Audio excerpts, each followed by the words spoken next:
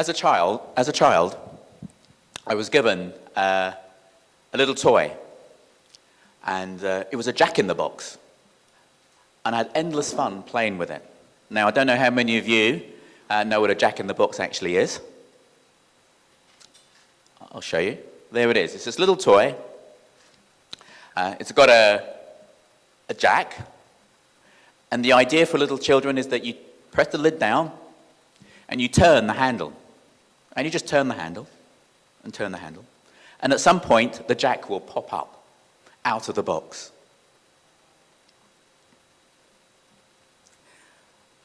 Like all little children, I wanted to know what was inside the box. How did the jack come out of the box? What was going on inside of it? So what I did, as most children, I took it apart and worked out exactly what was inside. Found it. Well, inside the box, obviously, there's a jack that comes up when you press down, put the lid down. But also, there's a little cog inside. It's got a little latch. And as you turn the handle, there's a wheel. And often, as you turn the handle, you hear some music. Da, da, da, da, da, da, da, da, like that. You turn the handle, the latch slowly moves round on the cog. On the cog, and then it pulls the latch off, and out pops the jack. That's how it works. I found out what was inside the box.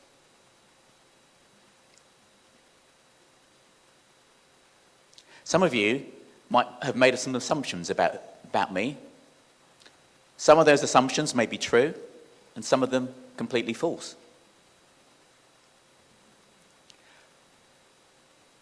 My heritage is from the Caribbean. My ancestors came from West Africa and were taken to the Caribbean over 200 years ago and made slaves to help on the plantation, to grow vegetables, mainly mangoes, bananas, and sugarcane. That's my heritage, part of my heritage. Just after the Second World War, England, Great Britain, the United Kingdom, needed to be rebuilt because it was destroyed. And Grenada, the island I come from, was part of the colony. And they offered people to come, help rebuild. So my parents, my mum and my dad in the 1950s and 60s, were part of this thing called the Windrush generation, who left the colonies and came to the United Kingdom to help rebuild it. So, I'm also the son of a migrant workers, or two migrant parents. As a child, I grew up for 6 years in the Caribbean, in a small island called Grenada, I've mentioned. Grenada is situated on 5 volcanoes. It's a little island situated on 5 volcanoes. Thankfully, all of them are now extinct. It's only 33 kilometers long and 20 kilometers wide. 33 and 20 kilometers. It's got lovely sandy beaches, warm water situated all around. I remember going and picking fruits off the trees, bananas, mangoes. It was idyllic. The population there was only 100,000 people on this island. So my little island had become a little paradise for me, had become my world as a 6-year-old living there. My boxes were small, my Caribbean bubble, as I called it. One day, I got a little toy for Christmas. It was a metal toy, and my 2 brothers, who I was living with at the time, said to me, "That came from your parents in England." At that point, I hadn't realized my parents were in England. They were working, and they were saving money to send for me and my brothers to come to England. I had no idea. But what that did to me was it gave me a new lens, a new telescope to see the world. Suddenly, there was this distant country, England, large, vast, full of wealth, prosperity. And I wanted to leave my little Caribbean bubble and go and find out what England was like. It was somewhere else to explore. But unfortunately, I was not in control. My parents were in control. I could do nothing. My parents were in control of the handle of my life. And they were the ones who had to turn it for me to pop up, for me to do anything.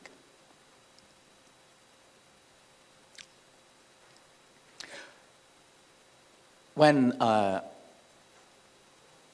my parents finally sent enough money for us to leave and to go to come to England, I started to discover some things. That other people had boxes, that England was bigger. My little world in the Caribbean was very small. England had 5 million people living just in London, 5 million people, and 50 million people living in the whole country. The weather was cold. It was like fog. What's fog? It was damp. The sun didn't shine. All the things that I thought about as a little child was now I had to find new boxes to put them in. New boxes to reorganize, to sort, to understand. It was an incredibly mind-boggling experience for me. But also, my boxes were expanding. But there were boxes that were not of my making. Other people were putting boxes around me. Other people were determining what box I should go into, what box fits me best. Never had that. I was totally free before, never boxed in. There were boxes of containment. Now, in the 1970s, when I came to England, there was racial disharmony between ethnic groups. So there were boxes of racism, stereotype boxes, stigmatism boxes, marginalisation boxes. And I didn't want to fit into any of them. The one box I really hated and I wanted to get out of was the box that said ethnically underachieving education box because of my ethnicity. It was deemed that I would underachieve educationally wise. And I wanted to get out of that box. I hated that box. So I went and started to study and educate myself. Went to college, got diplomas, then I got myself a job. Then the company I worked for said to me, we'll sponsor you to go and get a degree. So I got a degree. I tried to choose the best of everything. I was motivated to get out of that education box. Got a degree, started my own company. You've heard the story. Success was the thing that was driving me. I was going to be successful in this. But after a while, I became very comfortable in those boxes, the success box. Very comfortable. I became passive to the point where I was self-serving. I was serving myself and myself alone.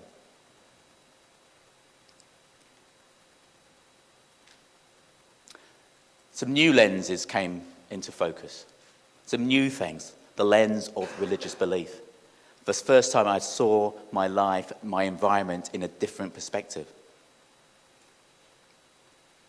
But how was I going to get out of the box? What was I going to do? By this time, my boxes had changed. I was married with 4 children, and suddenly I realized that I was in control of the handle of life for my children and my family. I was the one who was turning the handle. And they were the ones who were popping up, as it were. It needed positive action. I could no longer sit in the box of feeling successful. It was uncomfortable for me. But it needed positive action for me to take. And that action meant that I went back to studying theology. I did a degree in theology, football coaching, and then international charity worker. The lens that motivated me was the lens of love in humanity. So, I came to Bosnia and Herzegovina. New boxes, new things, new ideas, new environment, new people to sort, to contain, to order, completely new and different. There were boxes that I had to analyze. There were boxes that I had to synthesize, evaluate. But there was always that ever-present danger, and it's still there now, that one day I will become comfortable. I'll become passive. I will become maybe self-serving, only interested in myself. It's a danger that's there for us. But also, there's the danger that somebody else will put the lid down on your box. They will be the ones turning the handles day by day. You might pop up every now and again, and then they will put the lid back down, and they will turn the handle. And so it would go on, and on, and on. A danger. How was I going to escape that box? Who knows? Maybe some of you are in the box like that now. Why step out of the box in the first place?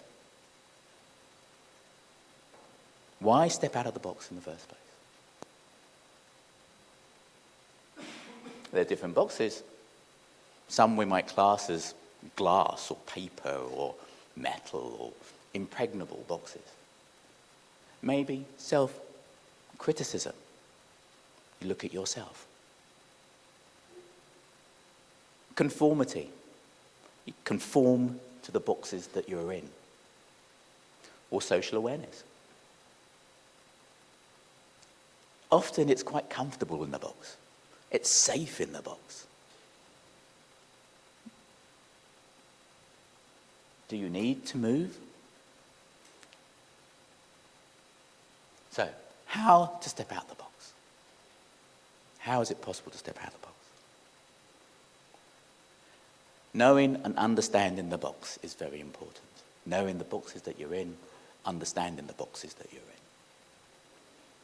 Here's a quote. It's from Christopher Peterson. He's was a teacher at Michigan University in the United States. He says, as a teacher, I want my students to know what is in the box. This is not because I'm a defender of the academic or intellectual status quo. It's because knowing what is inside the box is the only way to get outside the box in a useful way once the basics are mastered. Understanding the box. Education is a great springboard for moving out of boxes. But not just education academically. Education in knowing the world around you, knowing yourself. Self-identity.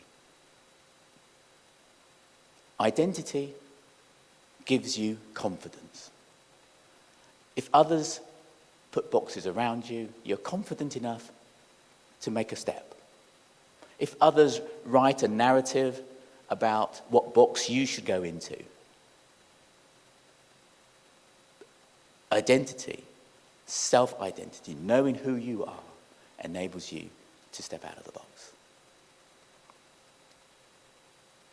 Active or passivity. Being active. That leads to change. Often people, we don't like change.